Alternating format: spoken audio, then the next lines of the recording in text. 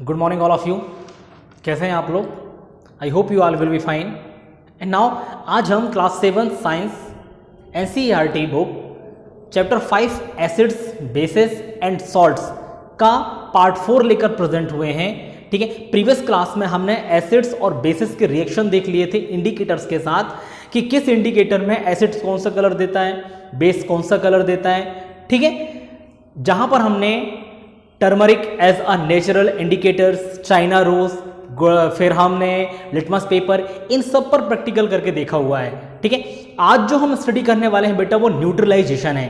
ठीक है, न्यूट्रलाइजेशन सामान्यीकरण होता है। ठीक है, कि जब एसिड और बेस को मिक्स कर दिया जाता है तो दोनों के इफेक्ट्स जो है वो नल हो जाते हैं।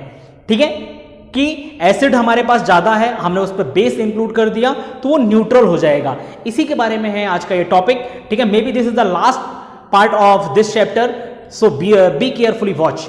नाउ वेरी फर्स्ट आप देखेंगे 54 नंबर के पेज पर देखें, मैं यहां शो भी कर देता हूं। ठीक है, we have learn that acid turn blue litmus red and basis turn red litmus blue. कि हमने क्या लर्न किया इससे पहले कि एसिड जो है वो ब्लू लिटमस पेपर को रेड लिटमस पेपर में कन्वर्ट कर देता है और बेसिस जो है वो रेड लिटमस पेपर को ब्लू लिटमस पेपर में कन्वर्ट कर देते हैं। ठीक है, let us see what happened when an acid is mixed with a base. कि हम अब देखेंगे कि जब एसिड को बेस के साथ मिक्स किया जाता है तो क्या होता है। We get going to use as indicator you have not use so far, it is called phenolphthalein. ठीक है, एक फिनोप्थेलिन इंडिकेटर है। ठीक है, तो जो एक्टिविटी 5.5 आपकी बुक में दी है उसके नीचे लिखा हुआ है to be demonstrated by a teacher in the class. ये क्लासरूम में डेमोन्स्ट्रेट करने वाला प्रैक्टिकल है, एक्टिविटी है। ठीक है, जिसको हम बाद में करेंगे। अब हम आते हैं आगे। ठीक है, इसी न्यूट्रलाइजेशन में हम आगे की तरफ बढ़ते हैं जो हमारा मेन फोकस है आज की टॉपिक का। ठीक है, पेज नंबर 55 पर देखें आप, मैं यहां पर शो कर रहा हूं। ठीक, यहां पर देखें, when an acid solution is mixed with a basic solution both the solution neutralize the effect of each other. जब एसिड के सॉल्यूशन को बेस के सॉल्यूशन में मिक्स किया जाता है तो दोनों एक दूसरे की इफेक्ट को न्यूट्रलाइज कर देते हैं, खत्म कर देते हैं। ठीक है, when an acid solution and a base solution are mixed in suitable amount both the acidic nature of the acid and the basic nature of the base are destroyed। जब हम एसिड और बेस को एक suitable amount में mix करते हैं, एक साथ बराबर मात्रा में मिक्स करेंगे तो जो एसिड का एसिडिक इफेक्ट है और बेस का बेसिक इफेक्ट है वो दोनों ही डिस्ट्रॉय हो जाएंगे, खत्म हो जाएंगे। The resulting solution is neither acidic nor basic. और जो हमारा सॉल्यूशन होगा ना तो वो एसिडिक होगा और ना ही वो बेस होगा। ठीक है, touch the test tube immediately after neutralization. What do you observe in neutralization reaction? Heat is always produce. जब हम इस न्यूट्रलाइजेशन के रिएक्शन को किसी टेस्ट ट्यूब में करते हैं बेटा तो देखते हैं कि जैसे ही न्यूट्रलाइजेशन की प्रोसेस कंप्लीट होती है उसमें से हीट ऑब्जर्व होती है। ठीक है, हीट ऑब्जर्व, हीट बाहर निकलने लगती है। ठीक है, in neutralization reaction heat is always produce और evolve. The evolve heat raise the temperature of the reaction mixture. ठीक है, तो ये जो हीट निकलती है वो टेम्परेचर को बढ़ा देती है। लिखा है कि रेज द टेम्परेचर। ठीक है, टेम्परेचर को बढ़ा देती है। In neutralization reaction a new substance is formed. ठीक है, अब देखिए यहां पर नेक्स्ट जो है कि in neutralization reaction a new substance is formed, this is called salt. Neutralization के रिएक्शन में एक नया सबस्टेंस बन के सामने आता है जिसको हम सॉल्ट बोलते हैं। Salt may be acidic, basic और न्यूट्रल इन नेचर। सॉल्ट जो है नेचर में, प्रकृति में एसिडिक फॉर्म पे भी मिलता है, बेसिक फॉर्म पे भी मिलता है और न्यूट्रल फॉर्म पे भी मिलता है। ठीक है, this neutralization can be defined as follows. अब देखें यहां पर कि हम इसको डिफाइन कैसे कर रहे हैं। यहां पर लिखा हुआ है the reaction between an acid and a base is known as neutralization. कि एसिड और बेस के रिएक्शन से जो प्रोड्यूस बन रहा है वो न्यूट्रलाइजेशन की प्रोसेस है। Salt and water are produced in this process with the evolution of heat. और इस प्रोसेस से सॉल्ट एंड वाटर प्रोड्यूस हो रहे हैं। ठीक है, नमक और पानी दोनों बन रहे हैं। और क्या लिखा है, इन this process with the evolution of heat, और हीट जो है वो बाहर निकल रही है। तो यहां पर जो रिएक्शन आपको दिख रही है वहां पर क्लियर दिख रहा होगा बेटा। ठीक है, कि एसिड प्लस बेस। ठीक है, तो जब हम यहां पर रिएक्शन देखेंगे तो यहां पर सॉल्ट प्लस वाटर एंड इसके बाद यहां पर नीचे लिखा होगा हीट एवोल्यूशन। ठीक है, कि जब हम एसिड और बेस को मिक्स कर रहे हैं तो सॉल्ट प्लस वाटर है ना, सॉल्ट भी बन रहा है और वाटर भी बन रहा है और हीट बाहर निकल रही है। इसी का एग्जांपल दिया, the following reaction is an example, hydrochloric acid HCl plus sodium hydroxide NaOH, इससे क्या बन रहा है NaCl यानी sodium chloride plus water H2O and Bujo added dilute sulfuric acid to lime water will the reaction mixture become hot or cool।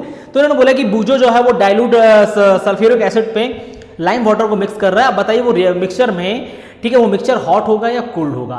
ठीक, चलिए अब हम आते हैं 5.4 न्यूट्रलाइजेशन इन एवरीडे लाइफ। यहां पर हम 4 प्रकार के न्यूट्रलाइजेशन जो हमारी डेली लाइफ में होते हैं उनके बारे में स्टडी करेंगे। सबसे पहले यहां पर देखेंगे आप इंडाइजेशन, सेकेंड में देखेंगे अंट बाइट, थर्ड में देखेंगे सॉइल ट्रीटमेंट और फोर्थ में देखेंगे फैक्ट्री वेस्ट। ठीक है, तो यहां पर देखें इंडाइजेशन मैं शो कर रहा हूं, यहां पर देखें indigestion.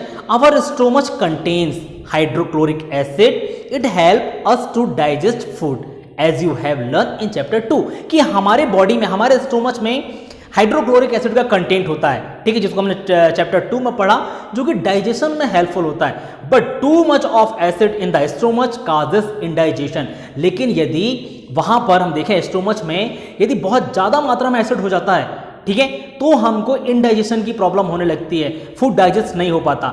Sometime indigestion is painful, to relieve indigestion we take an antacid such as milk of magnesia which contains magnesium hydroxide, it neutralize the effect of excessive acid।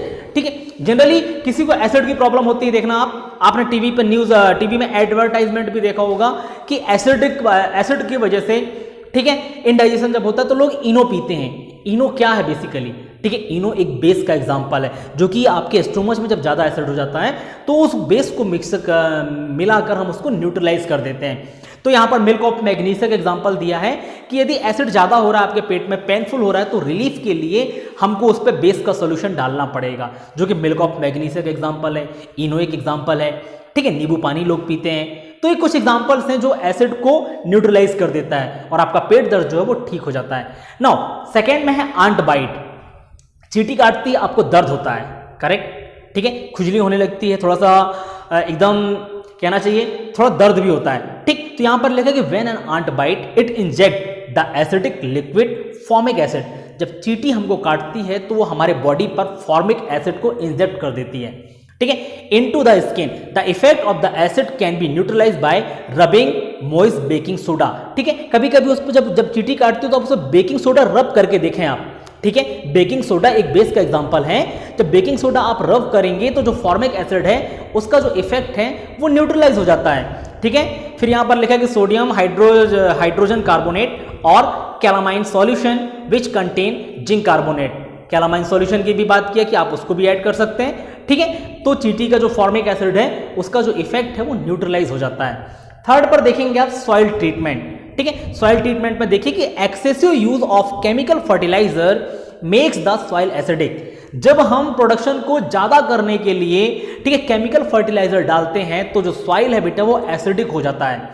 Plants do not grow well when the soil is either too acidic or too basic. यदि soil में ज्यादा acid है या ज्यादा base है, दोनों ही condition पर plant ठीक से ग्रो नहीं कर पाएंगे।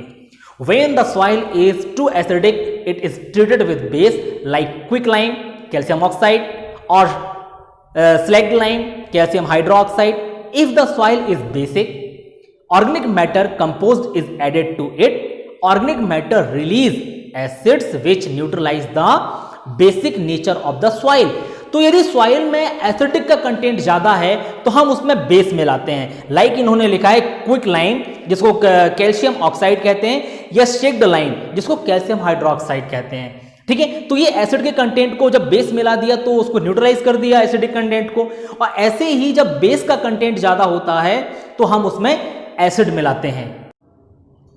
तो ये जो एसिडिक कंटेंट है ये ऑर्गेनिक मैटर के रूप में, कंपोस्ट के रूप में, खाद के रूप में है, जिसको हम सॉइल की फर्टिलिटी बढ़ाने के लिए खेतों में डालते हैं। ठीक है, और ये लिखा है यहाँ पर कि organic matter release acid which neutralize the basic nature of the soil, कि जो ऑर्गेनिक मैटर है ठीक है, वो एसिड रिलीज कर देते हैं और बेसिक को न्यूट्रलाइज कर देते हैं। ठीक है, चलिए नाउ द नेक्स्ट है 4th नंबर फैक्ट्री वेस्ट, कि फैक्ट्री से निकलने वाला जो कचरा है, जो वेस्ट है, उसको न्यूट्रलाइज कैसे किया जाए।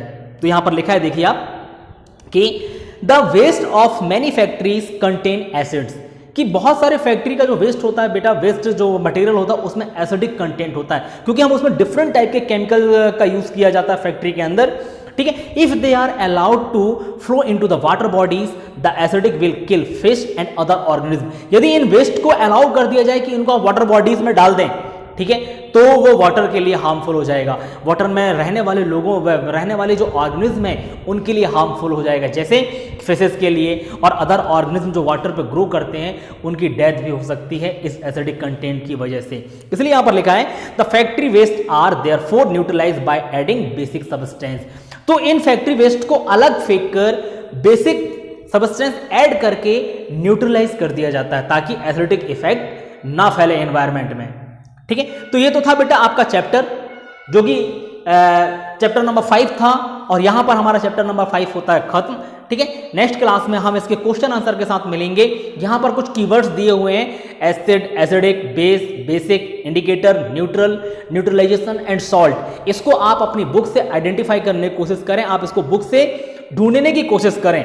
एंड जो लिखा है व्हाट यू हैव लर्न, तो इसमें यह लिखा है कि इस चैप्टर में हमने क्या लर्न किया, क्या सीखा है इस चैप्टर के साथ। ठीक है, आज के लिए बस इतना ही। Thank you so much.